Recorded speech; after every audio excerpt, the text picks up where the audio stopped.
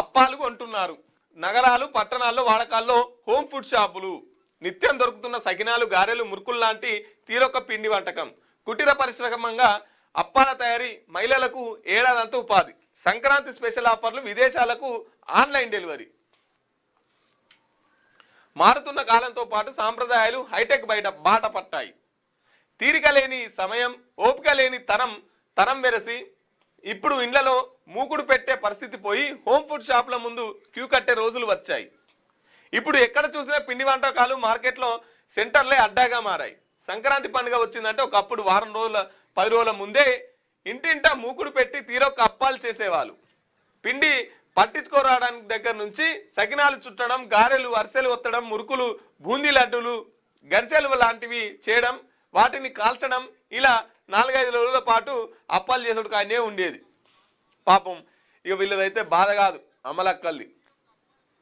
అటు ఇంటి పని చేయాలి, ఇటు ఈ పిండి వంటల పని చేయాలి. ఇక పిండి లైన్ల కాడ ఇంత లైన్ ఉండేది పిండి పట్టించి కాడ. ఇప్పుడు ఆ గిర్నీలే కానొత్తలేవు. ఊళ్ళే 3-4 గిర్నీలు ఉంటే ఆడ ఒక 2 రోజుల ముందు పెట్టి వచ్చేది బాకీటు. అది పిండి పట్టిస్తానికి సంవత్సరానికి ఒకసారి. ఇక తెలంగాణలో అయితే ఎక్కువ దసరాకి చేసుకునేది, ఇక ఆంధ్రాలో అయితే సంక్రాంతికి చేసుకుంటారు. కానీ ఇప్పుడు అవి లేవు. మార్కెట్కి పోవాలి, తెచ్చుకోవాలి. ఇక మార్కెట్ లేకునే పరిస్థితిలో ఉంటే ఇక మార్కెట్కి ఓడు కూడా బద్ధకం అయ్యింది అనుకో, ఆన్లైన్లో ఆర్డర్ పెట్టుకోవాలి.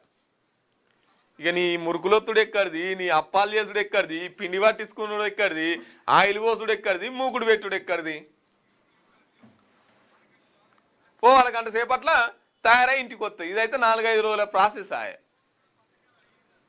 ఇట్లా ఈ తయారు చేసేటోళ్లకు ఏడాదంతా ఉపాధి. చూడు ఎంత అంటే సంస్కృతి, సాంప్రదాయాలు మొత్తం ఎంత కమర్షియల్ అయిపోతున్నాయో చూడుర్రి. ఇట్లా అప్పాలు కూడా ఆన్లైన్లో అమ్మకాలు పెడుతున్నారు.